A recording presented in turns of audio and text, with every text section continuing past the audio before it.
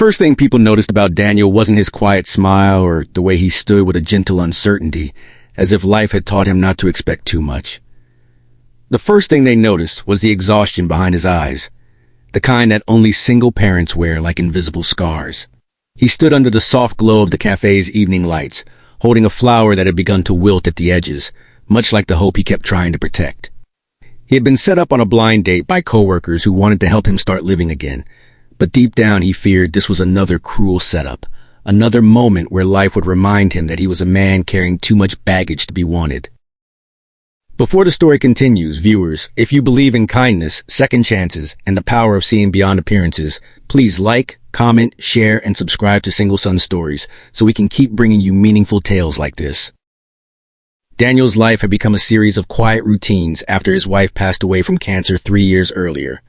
He worked double shifts at the hardware store, took his 8-year-old daughter Lily to school and therapy sessions, and spent nights staring at bills he wasn't always sure he could pay. Dating had never been part of the plan anymore. Love felt like a luxury he wasn't allowed to want. So when his coworkers insisted on setting him up, he thought it would be something normal, someone predictable. But when they whispered among themselves, snickering as he fixed his shirt collar on his way out, he had an uneasy feeling that this wasn't a gift, it was a joke. When he walked into the cafe, the air warm with freshly baked bread and the smell of roasted coffee beans, he saw her sitting at a corner table. She was large, significantly overweight, with a soft floral dress stretched across her body and her hair pinned back in a way that suggested she had tried to look her best. Her hands were folded tightly, as though she expected to be rejected the moment he saw her. Emily. That was her name. She looked up with a mix of hope and dread, clearly bracing for impact. And in that moment, Daniel felt something twist inside him. It wasn't pity, it wasn't discomfort, it was recognition. The look she carried, the look of someone accustomed to being judged before they even spoke, was a feeling he knew all too well. He approached slowly, sitting across from her, and noticed the way she kept adjusting her dress as though trying to shrink herself. She apologized for not being what he probably expected, but Daniel found himself more struck by the tremble in her voice than anything about her appearance. She was kind, she was genuine, and she was completely convinced she did not deserve any kindness in return. As the evening unfolded, they spoke about their lives. Emily worked as a home-based jewelry maker, pouring her heart into small handmade pieces she rarely showed anyone. She confessed that she used to be confident, athletic even, but life had hit her with storms she never spoke about. One of them was emotional eating after years of abuse, bullying, and heartbreak. Another was losing her mother, the only person who truly saw her for who she was. Weight had become both her shield and her prison. She explained her loneliness with a fragile honesty that made Daniel feel like someone had placed a hand on his cracked heart and whispered, "You're not alone."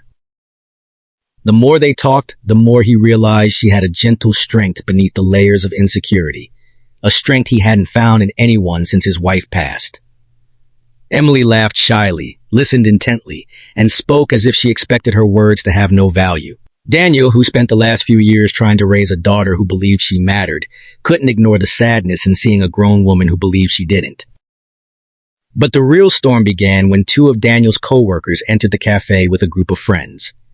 They spotted him, chuckled to themselves, and whispered loudly enough for the whole room to feel the shift in the air. The cruel smirks, the mocking glances toward Emily's size. One even pulled out a phone as if preparing to record a moment they expected to be comedic. Daniel's stomach tightened, and he saw Emily shrink in her seat, her hands trembling, eyes filling with humiliation. She whispered that it was okay, that she understood if he wanted to leave, that she knew she was a joke to people like them. For a moment, Daniel sat still, feeling the weight of every heartbreak he'd ever endured, every moment he'd watched Lily get mocked for her stutter, every time he was treated like a man who had failed at life. Something snapped inside him, not with anger, but with a fiercely protective tenderness he hadn't felt in years.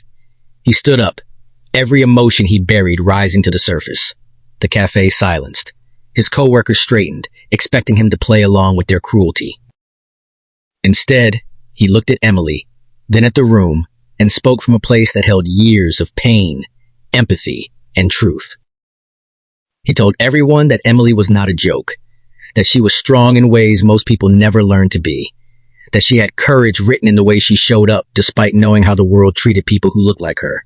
He said she was someone who deserved kindness, sincerity, love, and respect far more than anyone who mocked her. And most of all, he said she reminded him of the kind of person he hoped Lily grew up to be, someone who didn't let the world harden her heart. Emily's eyes filled with tears, not from embarrassment, but from something she hadn't felt in years. Worth. Daniel sat back down and continued the date, as if the room around them didn't exist. The co-workers left awkwardly, unable to hide their discomfort, but the damage they intended to inflict had instead bloomed into something unexpected: connection, vulnerability, and quiet courage. Over the following weeks, Daniel and Emily grew closer. She met Lily, who immediately adored her. Not because Emily looked a certain way, but because she spoke to her with patience and gentle understanding. Emily gave Lily a handmade bracelet with small silver stars, telling her it was for brave girls who didn't realize how bright they shined. Lily wore it every day. Daniel watched as Emily slowly rediscovered pieces of herself she had long abandoned.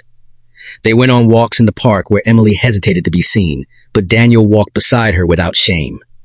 They cooked together, laughed together, cried together. Emily opened up about the hurt she carried, and Daniel shared the grief he tried so hard to hide. Two broken souls, quietly mending together. Their relationship wasn't about fixing each other, it was about seeing each other. By the time months had passed, Daniel realized something he didn't expect. He was happy again. Truly, deeply, quietly happy. Emily, who once believed she wasn't worthy of being loved, now stood in his kitchen making pancakes with Lily, laughter filling a home that had known too much silence. Near the end of the story, Daniel planned something small but meaningful. He took Emily to the same café where they first met, the same table where she had once sat trembling in fear of rejection. This time, she walked in with confidence she had slowly learned to reclaim. Daniel thanked her, not for changing herself, but for changing the weight he carried inside his heart. He told her she showed him beauty wasn't something you looked at, it was something you felt.